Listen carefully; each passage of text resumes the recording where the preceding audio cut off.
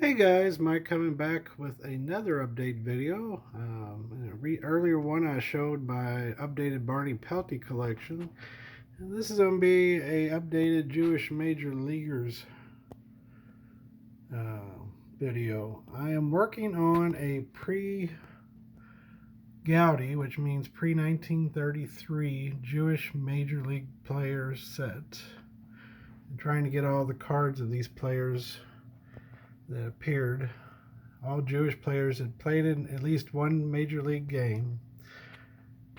Um, After the Goudey issues, which really started being the major sets, starting a new era of cards. Most of these are the old Pacific Coast League, the Z-Nuts, and things associated like that. There are a few other things.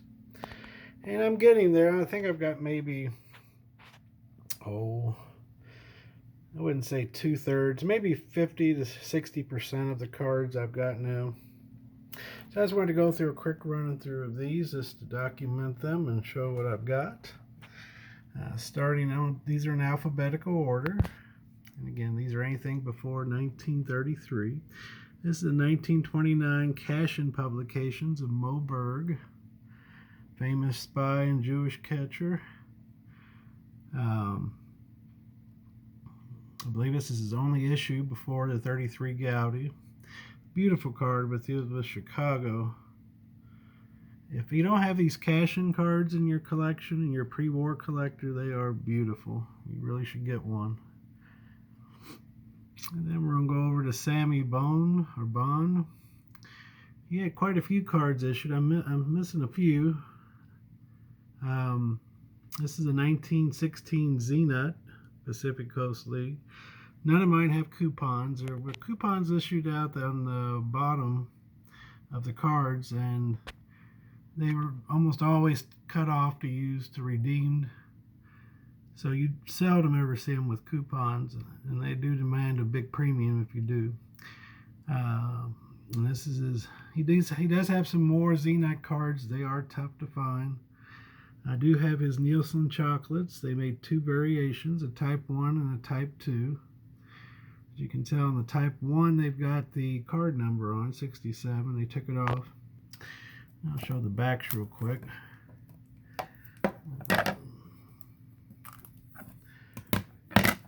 You can see the difference. Type 1, Nielsen's Big League Bars versus this variation of it. 120 photographs in the series. That's a bunch. So we put those back. And then later on, he had this an exhibit from 1922. This is more obtainable. Beautiful card. Nice. I love these big action photos.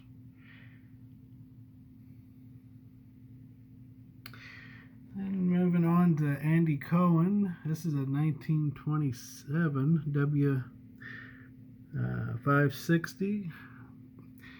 Cut, plain card, hand cut.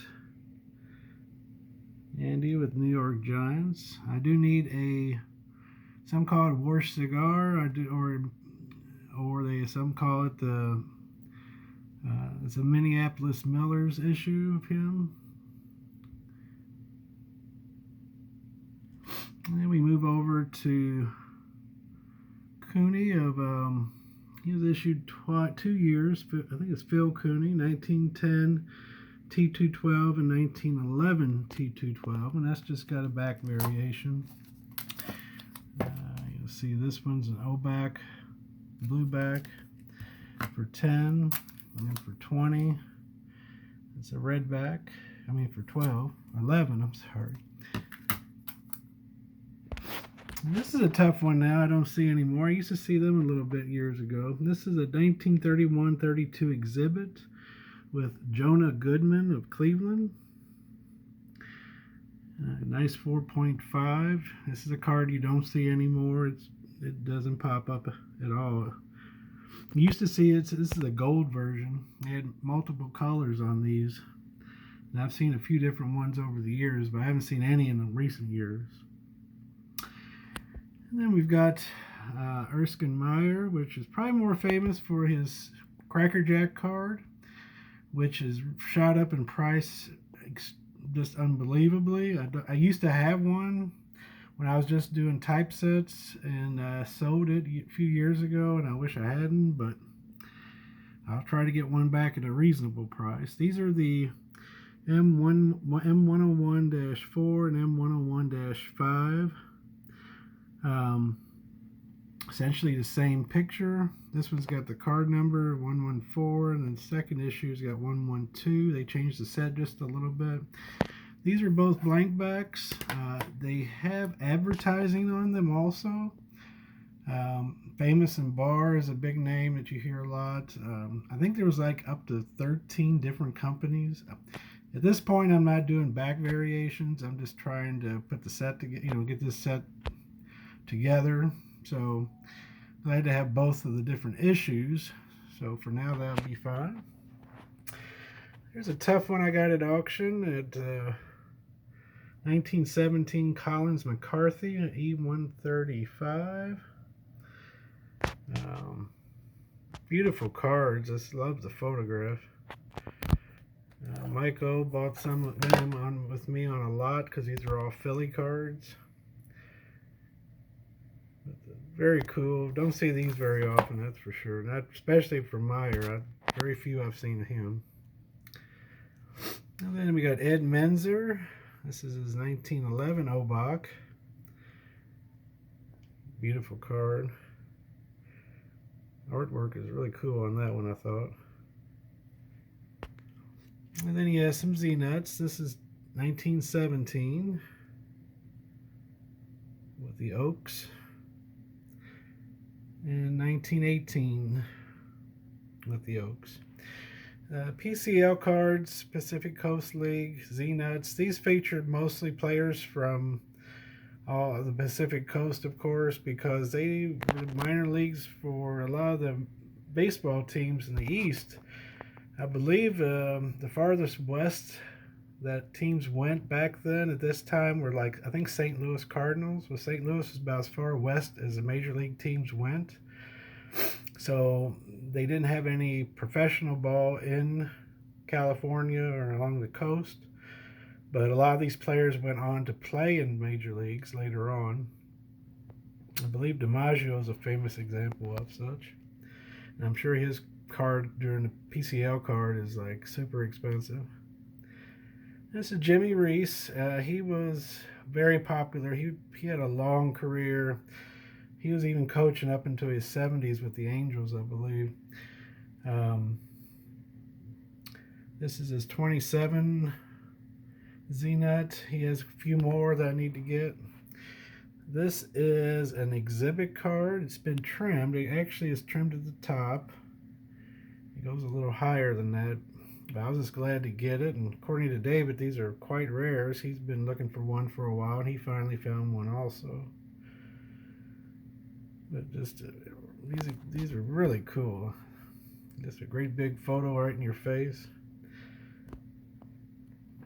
And this is Charlie Rosenberg, I think is his name.